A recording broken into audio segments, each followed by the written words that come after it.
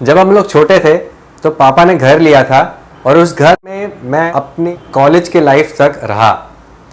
उसके बाद पिछले 10 साल से मैं रेंट पे रह रहा हूँ। तो मैंने ये एक्सपीरियंस भी लिया है कि घर ओन करने में क्या चैलेंजेस आते हैं, क्या एडवांटेजेस है, और घर रेंट पे लेने पे भी क्या एडवांटेजेस है और क्या चैलेंजेस हैं वो भी देखे हैं। तो आज की वीडियो में हम बात करेंगे कि घर रेंट पे लेना चाहिए या खरीदना चाहिए, और अगर खरीदना भी चाहिए तो कब चाहिए। Hi friends, welcome to the video. This is Amish, I am a personal finance coach.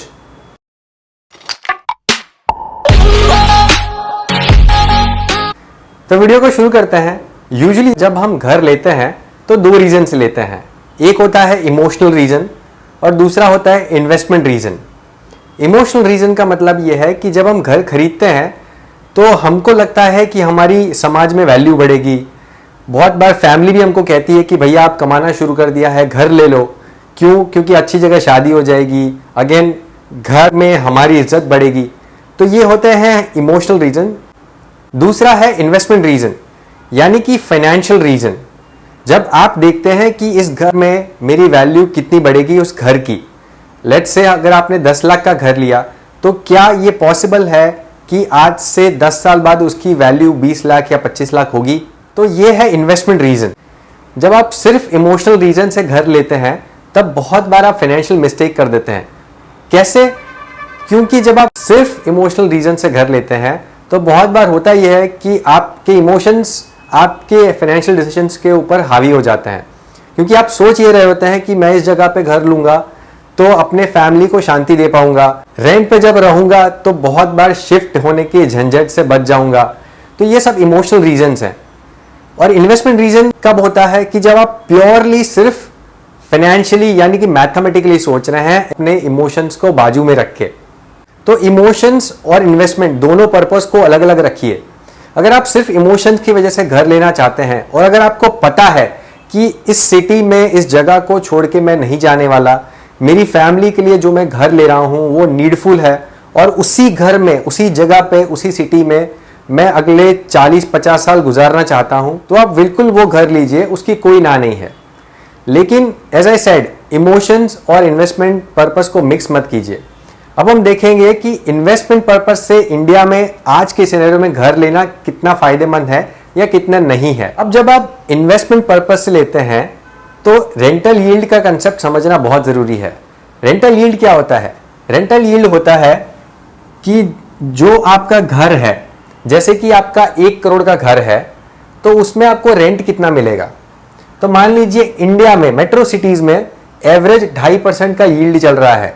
अब अगेन वो कैलकुलेट कैसे होता है कि मान लीजिए आपको 20,000 का रेंट मिलेगा महीने का, यानी कि आपको साल का मिला 2,40,000 रुपए,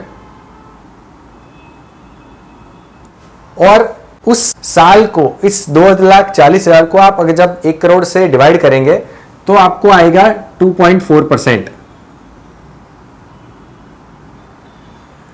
तो ये आपका यील्ड हो गया, इसको रेंटल यील्ड बोलते हैं। तो ये आपका रिटर्न ऑन इन्वेस्टमेंट है, यानी कि आपने 1 करोड़ का इन्वेस्टमेंट किया तो उसके ऊपर आपको 2,40,000 रुपए यानी कि 2.4% साल का रिटर्न मिल रहा है। अब इसके साथ साथ आप बोलेंगे कि इस पे ऑब्वियसली कैपिटल अप्रिसिएशन यानी कि उस प्रॉपर्टी की वैल्यू भी बढ़ती है।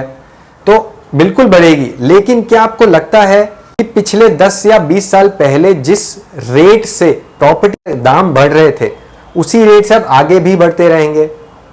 पहले घर की वैल्यू 3 या 5 साल में डबल होती थी, लेकिन क्या आपको लगता है यही सिनेरियो या यही ट्रेंड अगले 10 या 20 साल तक भी कंटिन्यू रहेगा? क्योंकि आप सोचिए, जितने भी मेट्रो सिटीज हैं उन सब में एक लेवल आ चुका है प्रॉपर्टी की वैल्यू का।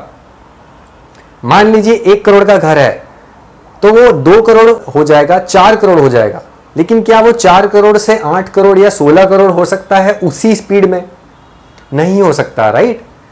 तो जब आप इन्वेस्ट करते हैं तो ये बिल्कुल सोचिए कि क्या आपको उस ग्रोथ रेट पे एडवांटेज मिल रहा है या नहीं मिल रहा है। सेकेंड थिंग, जब आप घर लेते हैं तो मोस्टली सिटीज में क्या होता है कि जो भी बिल्डर्स होते हैं वो आपसे कैश में पेमेंट कुछ ना कुछ मांगते हैं, यानी कि ब्लैक मनी का कंसेप्ट आ गया। अगर आप एक सैलरीड पर्सन है तो आपके सब पैसे आपके बैंक अकाउंट में हिट हो रहे हैं। और जब आपको उसको ब्लैक से वाइट करना है या वाइट से ब्लैक करना है तो अगेन आपको झमेले में पड़ना है। जब आप घर बेचेंगे तो भी आप सेम सिनेरियो में जाएंगे तो सामने वाला आपको बायर बोलेगा कि मैं आपको कुछ कैश दूंगा और बाकी बचा हुआ ही चेक से दूंगा या बैंक ट्रांसफर करूंगा। तो फिर आप उस ब्लैक का क्या करेंगे? अगेन आप उस झंझट में पड़ेंगे, स्पेशली आपके सब पैसे सब इनकम आपकी डायरेक्टली बैंक में हिट हो रही है। तो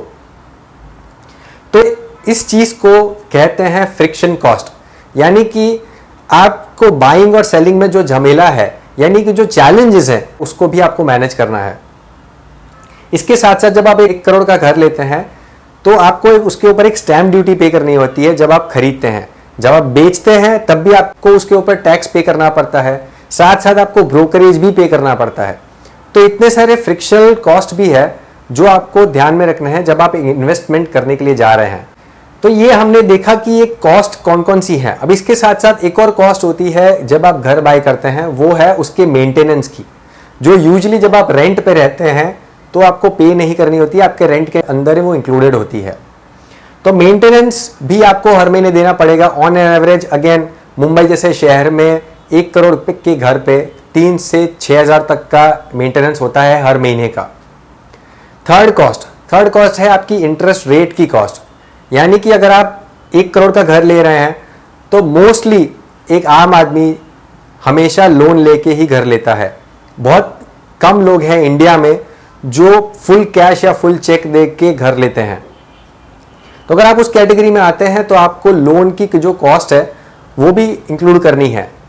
अब लोन जब आप लेते हैं, जैसे 1 करोड़ का घर है तो आप कम से कम 25 या 30 लाख का डाउन पेमेंट करेंगे और बाकी बचा हुआ जो पैसा है उस पर आप लोन लेंगे। मान लीजिए आप 70 लाख का लोन लेते हैं तो एवरेज आपकी EMI बनेगी 70,000 रुपीज। अब उस 70,000 में जब आप पे करना शुरू करते हैं तो सबसे पहले इंटरेस्ट बैंक चार्ज करता है आपको, यानी कि अगर आपकी 70,000 की EMI है तो शुरू की ईयर्स में 60 to 65,000 तक का इंटरेस्ट होता है हर महीने का। यानी कि अगर आप इसको एक और तरीके से देखेंगे तो ये आप बैंक को EMI पे कर रहे हैं या बैंक को रेंट पे कर रहे हैं उस जगह पे रहने का। प्रिंसिपल अमाउंट तो है ही, लेकिन इंटरेस्ट जो आप पे कर रहे हैं वो चार्ज है, वो आपको वापस नहीं मिलने वाला है। जैसे कि आप रेंट जब पे करते हैं तब भी आपको वो रेंट वापस नहीं मिल रहा है, आपने रेंट दे दिया, आप वहां पे रह लिए। तो क्या आप उस अमाउंट को पे करने के लिए रेडी हैं? क्या आप ये नहीं चाहते कि अगर आपने 25,000 रुपये या 20,000 रुपये रेंट दे दिया और बाकी के जो 50,000 रुपये बच गए आपकी EMI के, वो आप इन्वेस्ट कर सकते हैं, उसको ग्रो कर सकते हैं। अब हम देखते हैं कि आपको रेंट पे रहने के फायदे और नुकसान कौन से हैं। तो फायदे की बात करते हैं। जब आप रेंट पे रहते हैं तो जैसे कि मैंने बोला कि बचे हुए पैसे, अगर आपकी कैपेसिटी है उस EMI को पे करने की, तो जो वो डिफरेंस है 20,000 और 70,000 के बीच का, वो 50,000 आप इन्वेस्ट कीजिए और उसको ग्रो कीजिए। वो आपका पहला फायदा है। दूसरा फायदा है, स्पेशली अगर आपका करियर शुरू हो रहा है, आप 25 साल के हैं, 30 साल के हैं, तो आपके पास एक फ्लेक्सिबिलिटी है। आप एक सिटी से या एक लोकेशन से बंद नहीं जाते हैं, क्योंकि जब आप EMI ले लेते हैं तो आपको कंपलसरी हो जाता है उसको पे करना। तो आपके पास फ्लेक्सिबिलिटी है। अगर आपको घर पसंद नहीं आया तो आप 1 साल में शिफ्ट भी हो सकते हैं, सेम सिटी में शिफ्ट हो सकते हैं। अगर आपकी जॉब चेंज हो गई, आपको दूसरी सिटी में दूसरी जगह पे अपॉर्चुनिटी मिल गई, तो आप इजीली शिफ्ट कर सकते हैं। तो फ्लेक्सिबिलिटी है और इन्वेस्टमेंट का फायदा भी है। अब हम रेंट पे रहने के डिसएडवांटेजेस देख लेते हैं। पहला डिसएडवांटेज है कि हैसल, यानी कि आप जितनी बार शिफ्ट करेंगे एक घर से दूसरे घर, उतनी बार आपको घर का सामान पैक करना है और वापस उसको सेटअप करना है। उसमें बहुत समय भी जाता है और दिक्कतें भी आती है शिफ्टिंग की।